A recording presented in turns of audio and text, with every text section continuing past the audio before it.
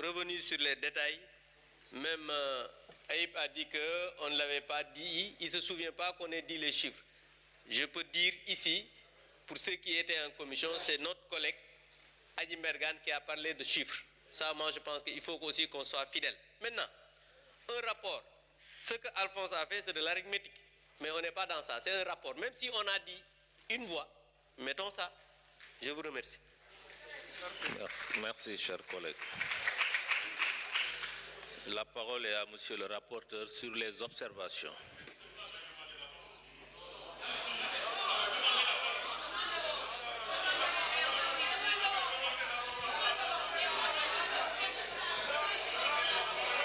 S'il vous, Ibrahima.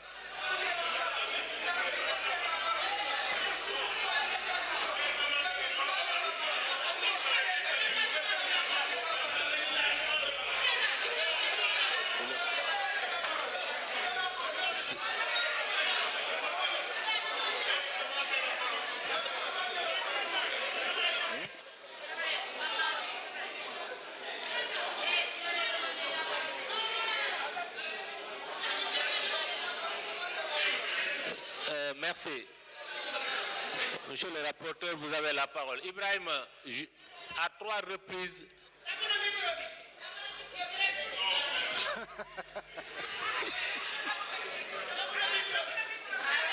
À 3 reprises ou 4, j'ai rappelé les noms des intervenants.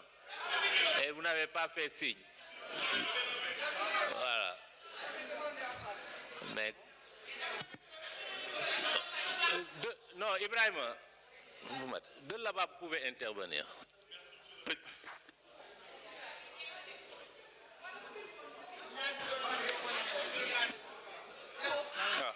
Merci, Monsieur le Président. Donc, je ne polémique pas.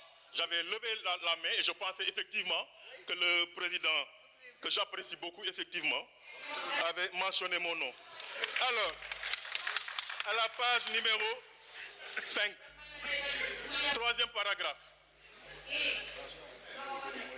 Les députés de Benno Bokk Yakaar avaient fustigé le manque de communication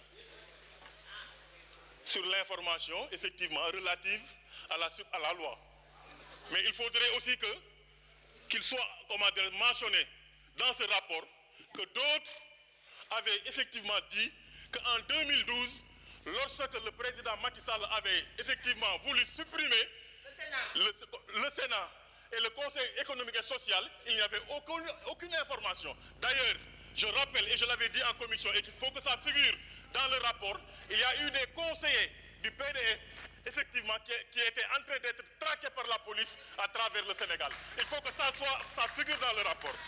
L'autre fait, Monsieur le Président, que j'apprécie beaucoup, mais malheureusement, il y a un combat politique, les gens, et vous allez vous en rendre compte de votre camp, veulent vous détruire politiquement, et ça, nous ne devons pas l'accepter. Monsieur le Président, j'ai toujours dit que quand on parle d'appréciation de forme, on fait appel aux députés qui ont des compétences en français. Ça n'a rien à voir avec le rapport. C'est dommage pour la représentation nationale. Monsieur le Président, je vous remercie.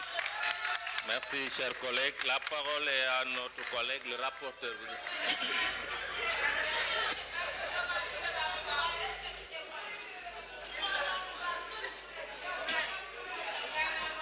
Ok, merci beaucoup, Monsieur le Président. Par rapport à les observations de forme et les manquements non reproduits dans le rapport, nous prenons note et liñ ci war a def dinañ ko def pour avoir un rapport fidèle.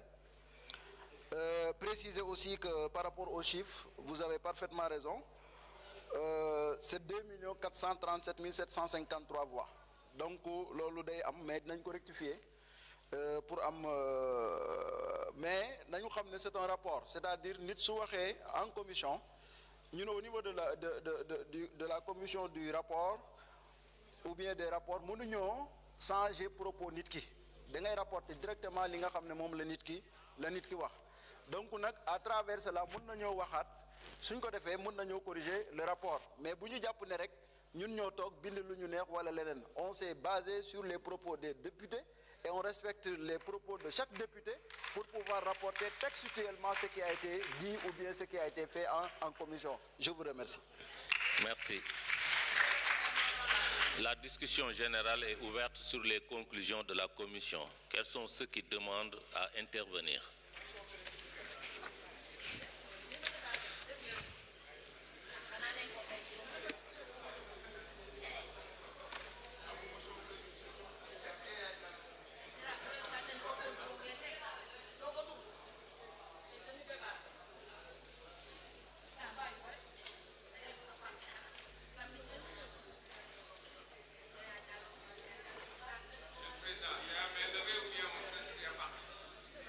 Je préfère les deux si c'est possible.